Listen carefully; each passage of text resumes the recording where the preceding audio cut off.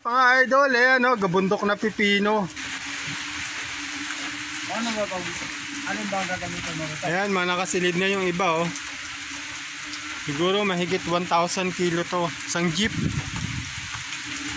Ayan mga lods. Yung mga lods, ibang ano? Ang dami.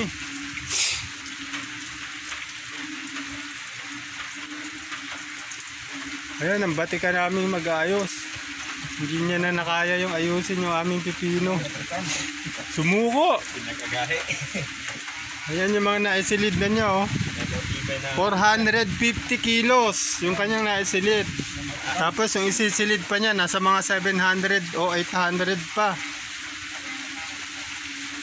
Ayan mga lods. Mura nga lang pero walang magagawa. Ayan oh.